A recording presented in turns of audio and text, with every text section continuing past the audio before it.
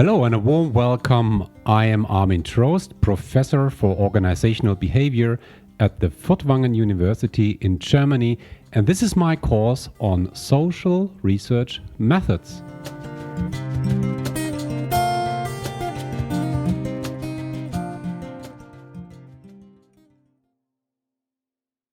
So, welcome to the second part about surveys, asking questions.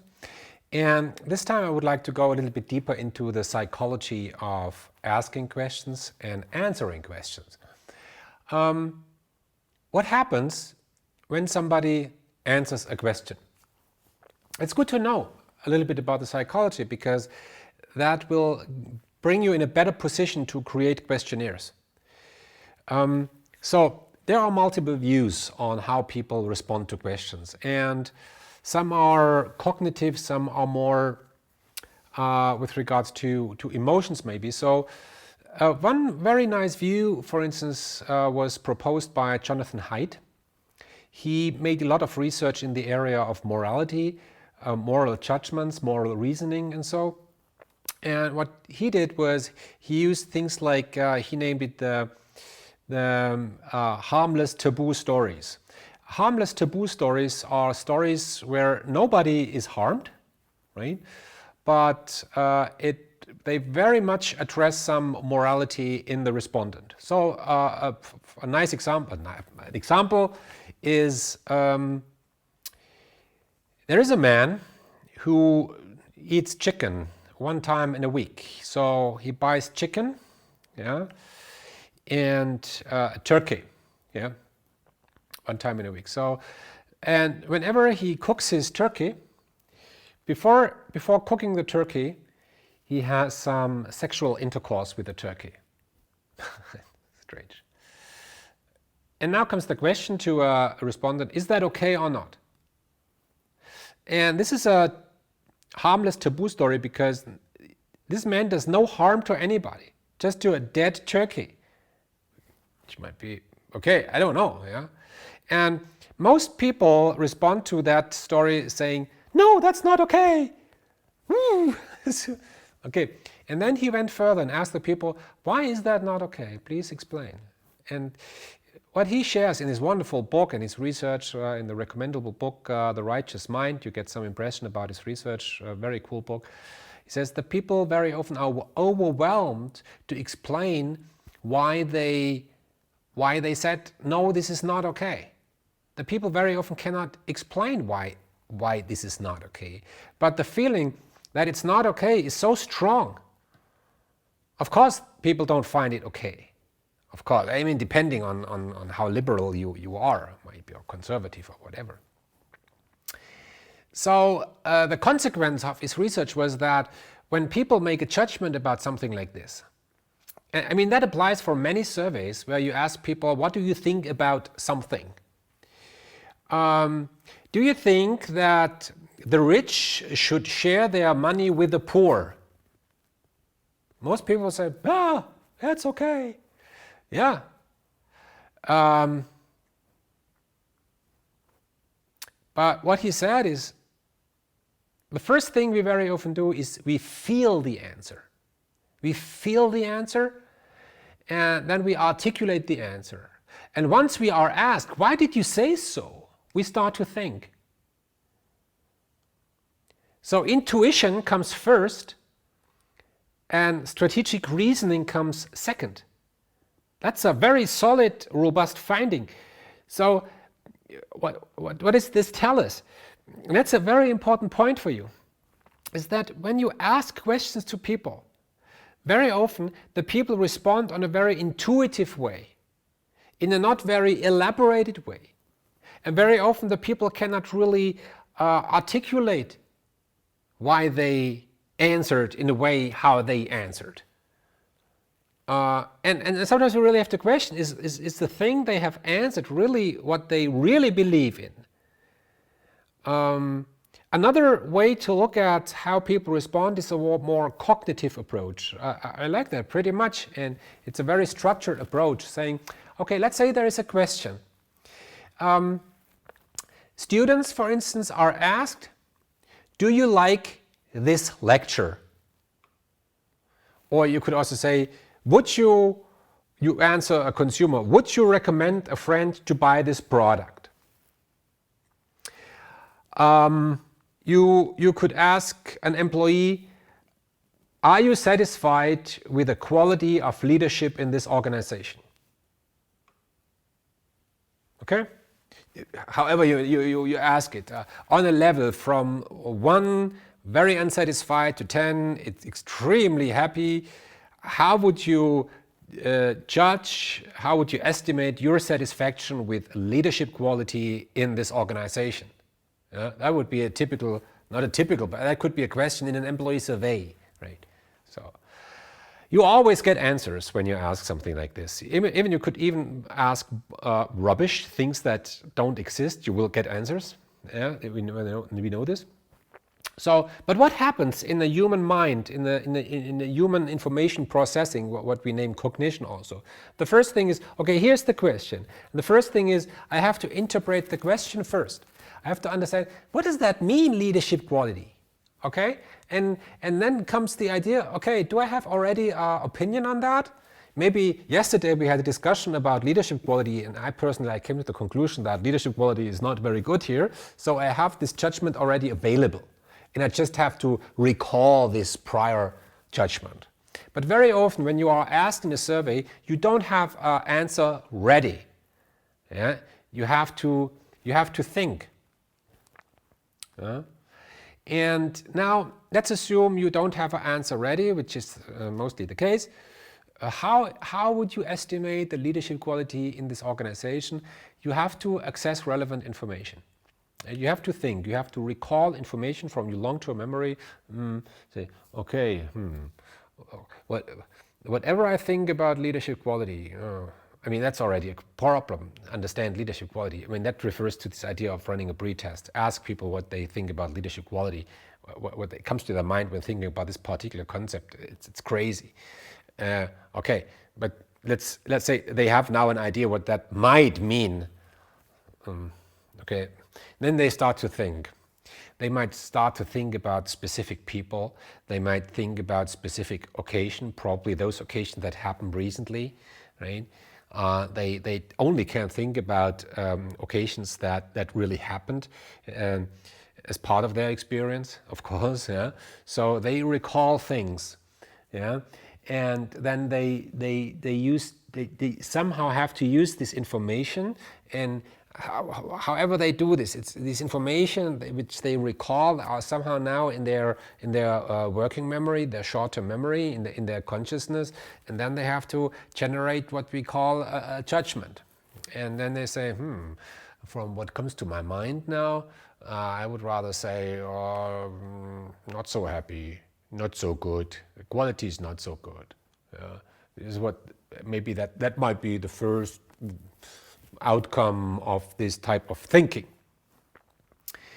But now they have to think, okay, I'm not so happy with the leadership quality, but will I really say this? Will I really say this? Or should I maybe format this response to a certain extent? I mean, should I really be honest now or not? Yeah.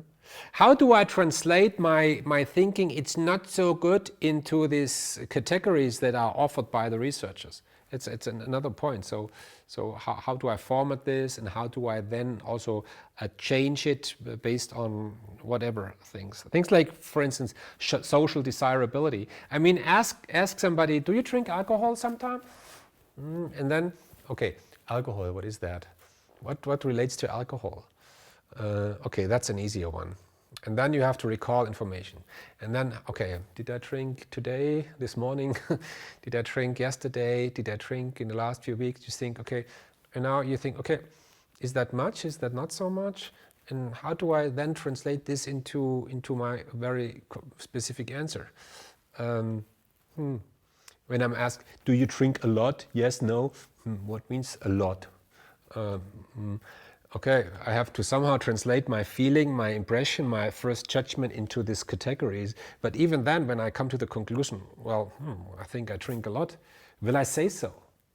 because drinking a lot is something that is not perceived as being very honorable.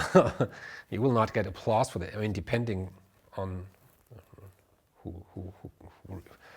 gets this information, but in society, it's something which is not desirable. So you might adjust this answer in a sense of social desirability. So you say, yeah, I know I drink too much, but I don't want to say so. Yeah, especially in a personal interview, you won't do this. So this is the process. Yeah, from interpreting the question, what does that mean, leadership quality, to when I don't have an answer, okay, what comes to your mind? What does that mean for my judgment? How do I translate this into these categories that are offered in the questionnaire? And will I really say so, right? So this is a complicated process. And this is not just science fiction, what I tell you. There are plenty of wonderful, very smart studies that have proved that to a certain extent exactly this process happens. And I would like to share with you some nice examples here, because they're also funny. I really like these. And okay, imagine the following. You are asked the following question. Overall, how satisfied are you with your life? Overall, how satisfied are you with your life? Let's say on a scale from 0, completely unsatisfied, better kill myself, to 10, life is paradise, woo! 0, 10, where are you? Okay, that's the first question. Now comes the second question. Over the course of the last 8 weeks, how many rendezvous did you have? And then you have to insert a number. 0, 1, 5, I don't know, 20. So, okay. So, you get a response to the first question, satisfaction with life, and you get a response to the second question, how many rendezvous. So, and now, of course, when you do this with, let's say, 100 people, you now can calculate a correlation. And the correlation is minus 0.12. So we can also say that the correlation is pretty low between these two. They do not interrelate. So we cannot say if somebody answers in this way in the first question, then the probability is high that he or she will answer in this way in the second question. That probably does not happen. There is no relation. And we were talking about correlation earlier. Okay. Now let's have the following setting. And we just now switch the sequence of these two questions. And the first question goes like this. Over the course of the last 8 weeks, how many rendezvous did you have? Okay? So it's the same question as before now, but now we start with that one. And now let's say somebody says, 0, 0. Oh. And somebody else will say, last 8 weeks, I don't know, I can't count, I don't know. I don't know, 50? Oh, 50? What is 8 times 7? With different women, different men? Anyway, so you get a number. And then comes the next question. Overall, how satisfied are you with your life? So, now the correlation between these two questions is 0.66, which is pretty high. Meaning, those people who say, well, they had many rendezvous, whatever that means, show a higher probability that they are happy with their lives. What happens? I mean, it happens, how can we explain this? We can explain this absolutely on this cognitive model that I have just explained to you. You have to recall information. And with this rendezvous question, there are specific information triggered, recalled. So you are still, when you answer this question about the happiness in your life, you still are under the impression of the rendezvous question. So we can assume that when you answer the question about the happiness in your life, then this information that was recalled in the previous question is still there, and that affects your answer. So once you realize, oh, I did not have any rendezvous in the last 8 weeks, but I should. And then you ask, are you happy with your life? You probably say, no. How could I be happy by not having any rendezvous? But sorry, is rendezvous the only factor for being happy in your life? No, hopefully not. but that information triggers a lot, So that's what we name a context effect, or we could also say a sequence effect. And you see how fragile respondents are. Just change the sequence of the question and you get completely different answers. That's crazy, right? I mean, you could also do things like, and if you ask, is it okay to smoke, smoke cigarette, yeah? Is it okay to smoke while you pray? Is it okay to smoke while you pray? Most people would say, no, you cannot smoke while you pray. It's, sorry, don't do this. Okay, let me ask you differently. Is it okay to pray while you smoke? Most people now would say, yeah, it's good. I mean, when you smoke, praying is good anyway. You should pray when you smoke. So just smoking is not good. But when you smoke and you pray, that's better, right? Instead of just smoking. Smoke while you pray while you smoke. The semantic of both questions is absolutely identical, but you get completely different answers. You see? Interesting, huh? But there are also contrast effect. And that must not always be the case with previous questions. Also, the setting of the interview has a lot of effects. I mean, this question, how satisfied are you with your life? That's a nice question, because that was used in many studies about how people behave when they are surveyed. And imagine the following situation. Somebody's asked this question, how satisfied are you in your life? Let's say if an interview situation, a personal interview situation. And in this room, there is another person sitting in a wheelchair. And I say, how happy are you with your life? And you see this person in the wheelchair, you think, my God, damn, I'm so happy with my life. I mean, and you think, compared to this person, I should be happy. I'm happy in my life. Yeah. Now, the other experimental condition was, you are asked this question, but now the disabled person is asking you this question. Can you imagine this? There's a person sitting in a wheelchair asking you, how happy are you with your life? Most people say, well, I'm also not so happy, I also have my trouble. Right. Contrast effect. We know the contrast effect from the psychology of vision. Yeah, if you have a medium gray field in a light dark context, the medium gray looks pretty dark, but the medium gray field in the context of a black background looks pretty light. So contrast. We know this from psychology. It's a very, very strong effect. Now here's another thing with regard to the formatting, yeah, and also how you draw information from the question itself. It's absolutely fantastic. So here's a question that is, how much do you watch TV on a daily basis, on average? I just paraphrase. I don't remember the original question. But that goes like this. How much TV do you watch? How many hours do you watch TV on average in a day? Okay, so now there are two conditions. In one condition, there are the options like this: up to 2.5 hours, 2.5 to 3 hours, 3 to 3.5, and that goes up to more than 4.5 hours, you see? And that really starts with up to 2.5 hours. In the other condition, the categories are different. They are from less than up to a half hour, then half hour to 1 hour, and that goes up to more than 2.5 hours. So you see the difference? So the values differ.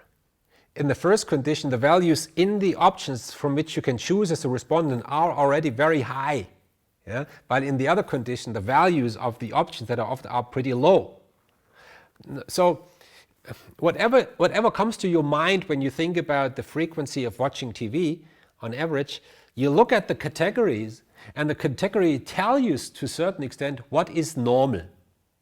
What is normal, and you assume that the middle category is somehow normal. And in the first condition, the mid category is somewhere between 3 and 4 hours, and in the other situation it was somewhere between 1 and 2 hours. So whether you asked in the first way or in the second way will lead to completely different results. Yeah, when you have the high value categories, then you have, in this particular study that was done by Schwarz-Hippler, Deutsch and Strack in the late 80s, late 80s, you get 62% up to 2.5 hours. While in the other condition, the low value condition, you get 84 up to 2.5 hours. So you see, even the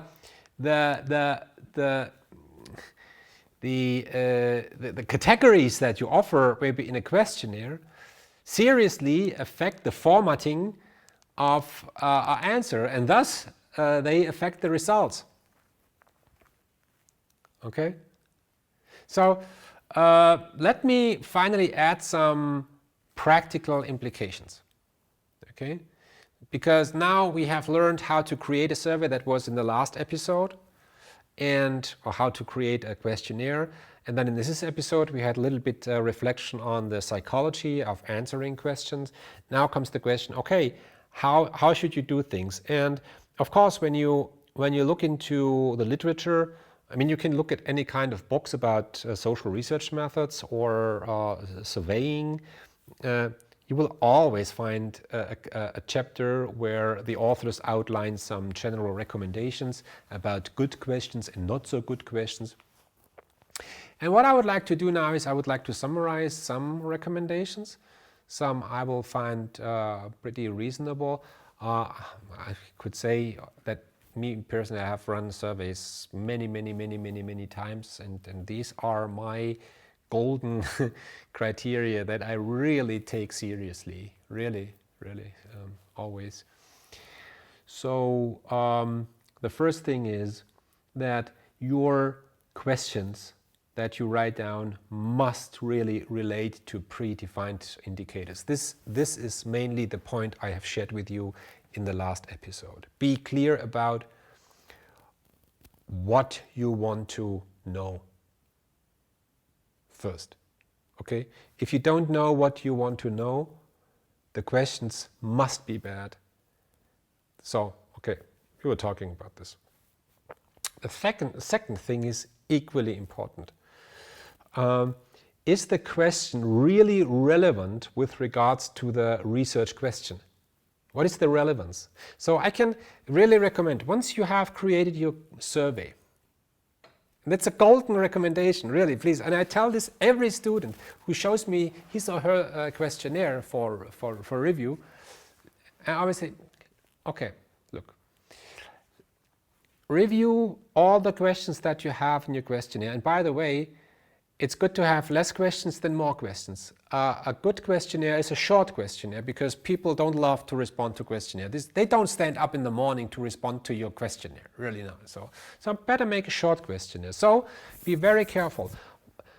Look at the different questions you want to ask. Look at these carefully and then make a guess. What would you expect as a result? Please write down the number. What would you expect as a result? And then you ask yourself, when I get this result actually, what will this mean for the research question? And if you don't have a clear answer to this, then take out the question. So this is about the relevance of the question. Why do you ask this? Why do you ask this particular question? Why do you ask this damn thing? What will you do with that? What will you expect? And what will be the implications when you get this result or that result? Think about this. And if there is no relevance, take it out. There's such a big difference between relevance and what's interesting. You only should ask things that are really relevant. Okay? look that the questions are really short and can answer in a very short way. The attention span of people is short, and as I told you, either the people feel the answers, then they can be answered very, very shortly, yeah, or they really have to think. But people don't want to think, because thinking is effort. You need your prefrontal cortex, and that's a precious resource. you don't waste it by answering the student's questionnaire. Sorry, no offense, but no. Be specific. Be specific. Yeah. For instance, when you ask something like, in the last year, have you been on holiday? What is last year? Okay. When it's January, now we have 2020. If we are in January 2020 and you are asked last year, then you mainly think about 2019, because that was the last year. When you ask the same question in the midst of the year, let's say in June, the last year might be the last 12 months, from now June 2020 to June 2019. When you ask the same question in October or in November and you ask last year, most people think of the current year, 2020. So better be specific. What do you mean? Are you happy with this lecture? What? Be specific as possible. So with regards to the time frame, you better ask in the last 12 months. That's more specific, you know. But you learn these things when you do a pretest. You learn these things if you listen carefully to your respondent. Focus on one thing only, one thing at a time. Sometimes you find this in questions that there are two things asked all in once. In the canteen, do you like the food and the physical setting? That was two all in once, the food and the physical setting. Okay, I mean, relate to things that can be recalled easily. Yeah. I find this very, very difficult, for instance, when it comes to questions that you very often find in personality inventories. You very often think, I don't know how to answer this, because do you like a plan? Do you tend to control things? Are you sometimes suspicious? Do you like new things? Do you like new things? Yeah. Do I like new things? New clothes? Yes, of course. A new car? That would be wonderful. How should I not like a new car? A new partner? No. A new dog? No. A new home? I don't know how I like new things. Do you like new things? Okay, ask this way. When you order a pizza, do you tend to order always the same combination, the same setting? You can recall this. You can recall this. Yeah. Avoid something like double negative. For instance, to give you an example, I would never disagree with a ban of plastic bags. Never disagree with a ban. You have to read this. You have to read this thing multiple times to get it. Avoid double. Do you not dislike? No. Do you like? Yeah. Use daily terms. You know, here's the thing. Maybe you are a psychologist. Maybe you are a business student, maybe you are a sociologist, maybe you are whatever you study, whatever you do. in the last few semesters you have acquired a rich source of terminologies and concepts. But you know, the people outside, those you do research with, they have not experienced this level of education very often. Or maybe they have learned something different. Yeah? You might be a social scientist, but the people outside, they are not social scientists. Most of them, they are nurses, they are teachers, they are engineers, they do solid things, so to speak, gardeners, truck drivers. They don't use the words you use. So never ask, that's an extreme example, but you know, would you ever ask an employee, how would you judge the competitive advantage of our company? I mean, it's an extreme example, competitive advantage. I mean, not even business students know what competitive advantage is. How should a regular employee know what that is? Yeah? Do you think that our company is better than the others? Do you seriously think that this is the case? Still difficult. Well, all these terms of innovation, disruption, agile, business success, process efficiency, management quality, return on investment, effectiveness. People don't use these terms, so better don't use these terms in a questionnaire either. Right? They are normal. They are not like us. They are normal. Yeah. Questions very often have a kind of polarity. So let's say you want to create a questionnaire about the quality of leadership. Okay? So difficult task, by the way, very difficult. And you ask questions.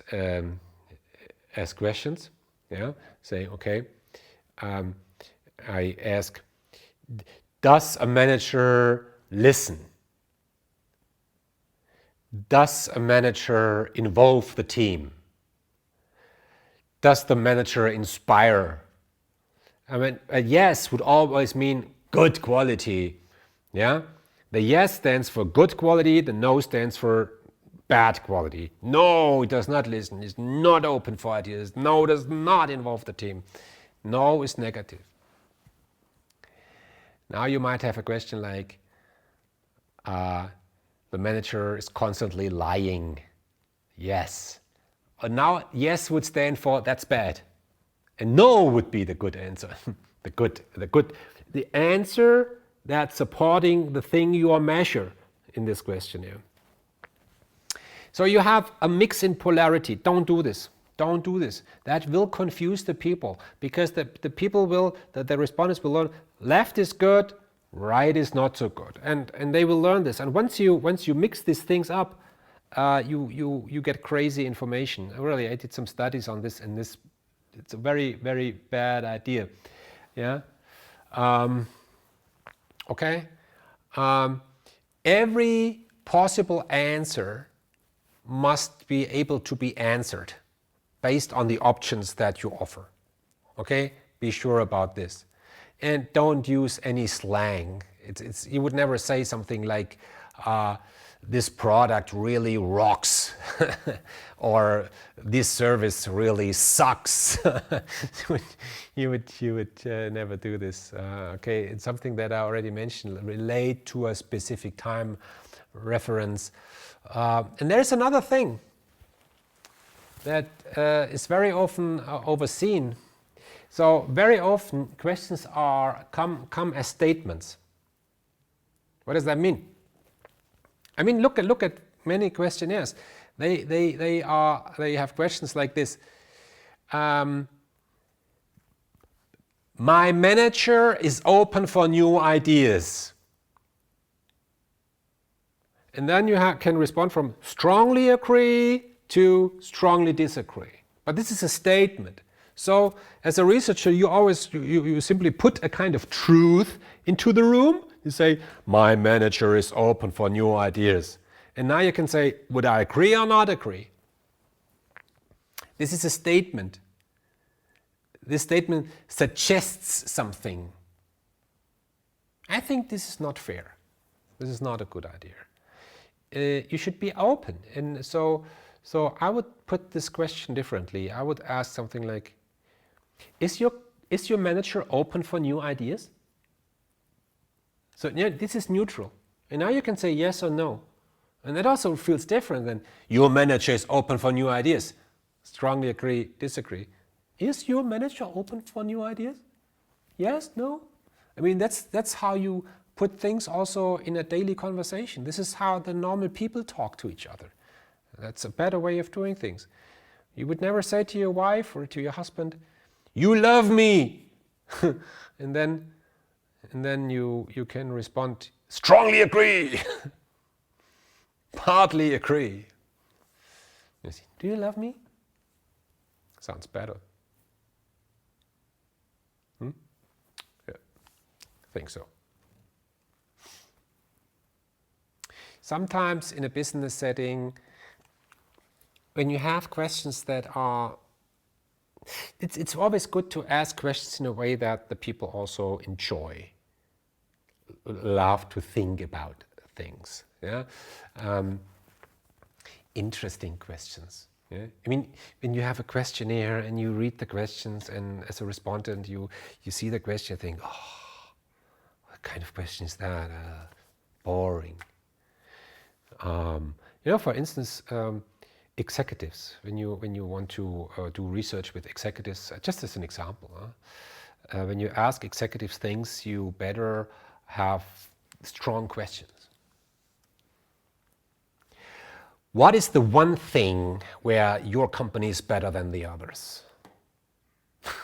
That's a powerful question. Yeah, that's really powerful. They like this question. Okay. Okay, let's leave it to this. This was after we have talked about testing. Now we're talking about surveying, which is very. You see, surveys, questionnaire, running interviews. This is I would say the killer method in social research. In many researches we exactly do this. Yeah, so that's why I spent a little bit more time on this. We have still two other methods for data collection open, and I will cover this one in the next episode or episodes. Let's see. And one is systematic observation and the other one is content analysis. Okay? But for the time being, that's enough. Okay? So thanks for listening and see us next time.